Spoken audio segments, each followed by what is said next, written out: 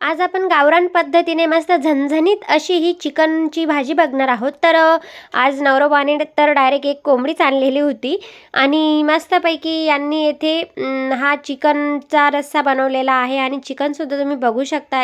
हे आमचे गावाकडील पद्धतीने बनवलेले आहे. तसेच यात आम्ही कोणते पीठ टाकतो, कोणता मसाला वापरतो, हे सर्व मी या व्हिडिओमध्ये सांगितलेलेच आहे आणि व्हिडिओ शेवटपर्यंत बघा, म्हणजेच तुम्हाला सुद्धा ही रेसिपी नक्कीच समजेल आणि या पद्धतीने तुम्ही सुद्धा एकदा नक्की ट्राय करून बघा. तर तुमची सुद्धा रेसिपी ही आमच्या गावरान पद्धतीनेच तयार होणार आहे आणि चव सुद्धा एकदम अप्रतिम अशी लागते.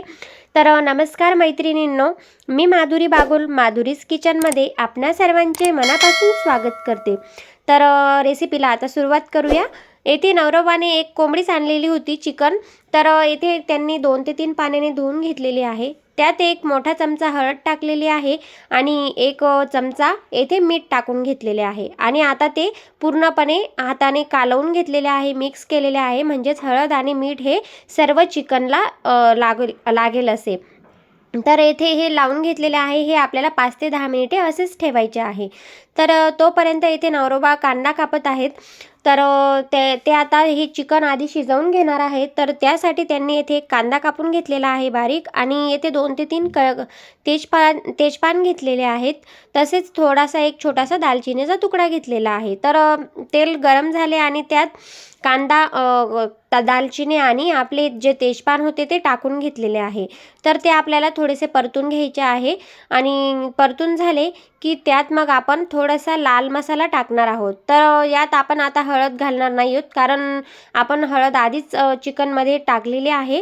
त्यामुळे येथे आता 1 चमचा लाल तिखट टाकलेले आहे आणि त्यानंतर मसाला परतून झाला की लगेच आपण जे चिकन ठेवलेले होते ते सुद्धा यात टाकून दिलेले आहे.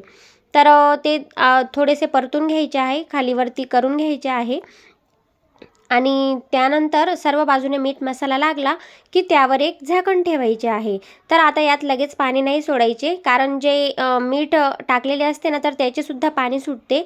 म्हणूनच आपण यात लगेच पाणी न टाकता हे थोडेसे यावर झाकण ठेवून असेच शिजू द्यायचे आहे आणि नंतर आपण त्यावर जे झाकण ठेवलेले आहे त्यावर 1 तांब्या आणि अर्धा ते 1 तांब्या इतके पाणी टाकून घेतलेले आहे. तर आपल्या अंदाजानुसार हे पाणी टाकायचे आहे. तर हे पाणी गरम होऊ द्यायचे आहे. तोपर्यंत आपण येथे आता मसाला बनवून घेऊयात. तर त्यासाठी येथे मी आता आम्ही जे गावरान पद्धतीने येसूरचे पीठ वापरतो, याला येसूरचे पीठ किंवा येसर तुमच्या भागात जे म्हणत असतील ते. तर मी हे आधी कसे बनवायचे हे सांगत आहे. तर येथे तवा गरम झालेला आहे आणि मी येथे चणा डाळ घेतलेली आहे. तसेच अर्धी वाटी तांदूळ घेतलेले आहेत आणि अर्धी वाटी बाजरी घेतलेली आहे. तर हे सर्व आपल्याला मस्त भाजून घ्यायचे आहे थोडेसे लाल होईपर्यंत.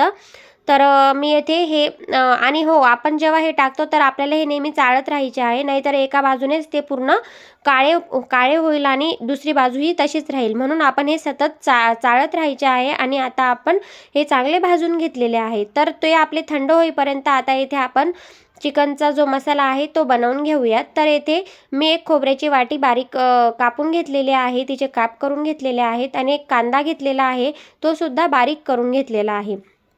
तर त्याच तव्यावर येथे लगेच आपण जे खोबरे करून घेतलेले आहेत बारीक काप, ते थोडेसे आपण भाजून घ्यायचे आहे लाल होईपर्यंत. तर येथे आता मी खोबरे हे चांगले लाल होईपर्यंत भाजून घेतलेले आहे आणि त्या खोबरे भाजून झाले की त्यानंतर आपण येथे लगेच कांदासुद्धा त्याच पद्धतीने भाजून घेणार आहोत.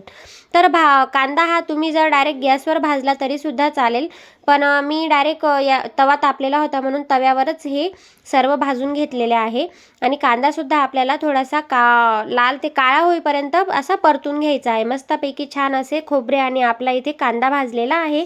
आता यात थोड्याशा मी लसणाच्या पाकळ्या घेतलेल्या आहेत आणि अद्रक घेतलेले आहे. अद्रकचे सुद्धा बारीक तुकडे करून घेतलेले आहेत. आता आपण मिक्सरमध्ये दळून घेणार आहोत, पण त्याआधी आपण ही डाळ दळून घेणार आहोत, कारण आपण जर जे खोबऱ्याचे वाटण दळले तर मिक्सरचे भांडे ओले होईल, म्हणून आपण आधी ही डाळ दळून घेतलेली आहे. आणि तसेच येथे आता आपले पाणीसुद्धा गरम झालेले आहे.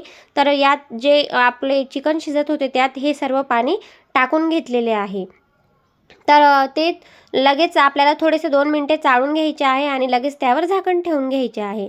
तर आपले इथे ते येसूरचे पीठ आहे ते दळून झालेले आहे आणि आता आपण जे खोबऱ्याचे वाटण आहे त्यात थोडीशी कोथिंबीर टाकायची आहे आणि हे सुद्धा आपल्याला बारीक असे मिक्सरमध्ये दळून घ्यायचे आहे. आता इथे आपण बघूयात, आपले चिकनसुद्धा मस्तपैकी येथे उकळी आलेली आहे आणि उकळत आहे बघा. तर पुन्हा येथे यावर थोडेसे झाकण ठेवलेले आहे 5 मिनिटे आणि 5 मिनिटानंतर बघा आपला रस्सासुद्धा थोडासा आटलेला आहे आणि आपले चिकनसुद्धा येथे मस्तपैकी असे शिजले गेलेले आहे. आता आपण हे चिकन एका दुसऱ्या पातेल्यात काढून घेणार आहोत, कारण मला त्याच पातेल्यात भाजी करायची होती म्हणून.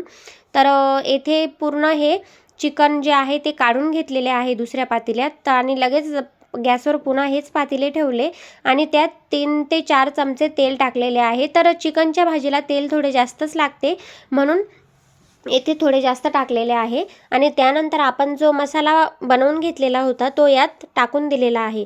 तर मसाला छान आपल्याला येथे तेल सुटेपर्यंत परतून घ्यायचा आहे आणि बघू शकताय तुम्ही येथे मस्तपैकी आपला मसालासुद्धा छानपैकी असा तेल सोडत आहे आणि तेलसुद्धा असे दिसत आहे मस्त.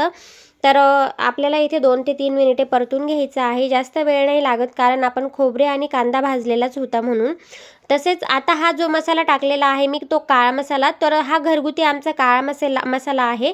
हा आमच्या गावाकडील पद्धतीने कसा बनवतात याचीसुद्धा मी रेसिपी एकदा नक्कीच तुम्हाला शेअर करणार आहे. तर हा मसाला टाकला तर कोणतेही मसाले वापरण्याची गरज येत नाही. बरेच जण कांदा लसूण मसाला वगैरे टाकतात, पण यात कोणताही मसाला न वापरता फक्त काळा मसाला, घरगुती काळा मसाला टाकलेला आहे आणि मसाला छानपैकी असा परतून घ्यायचा आहे आणि त्यात थोडेसे आपल्याला पाणी टाकून घ्यायचे आहे.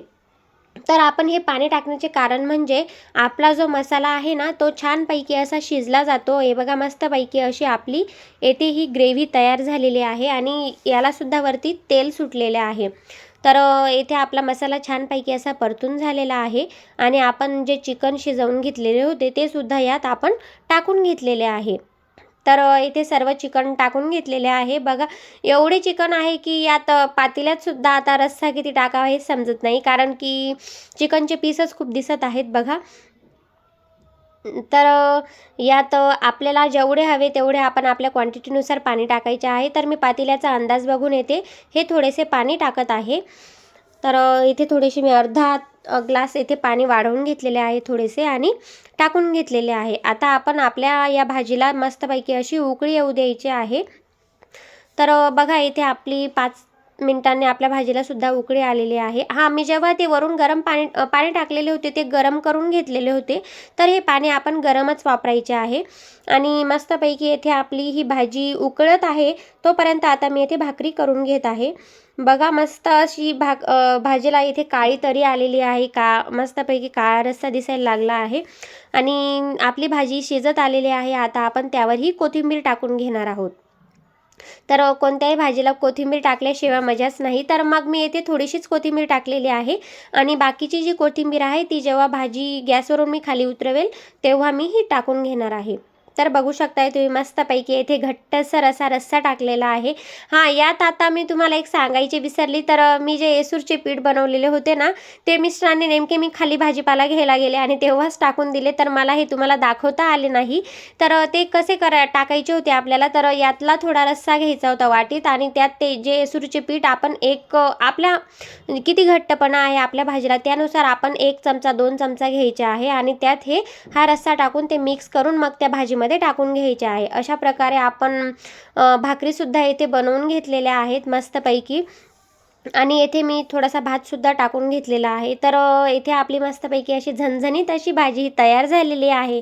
तुम्ही बघू शकता येथे मिस्टरांनी मस्तपैकी इथे काला मोडलेला आहे आणि त्यावर ही भाजी टाकत आहेत आणि बघा इथे कोंबडीचे पायसुद्धा दिसत आहेत, तर त्याला बरेच जण लॉलीपॉप असे म्हणतात.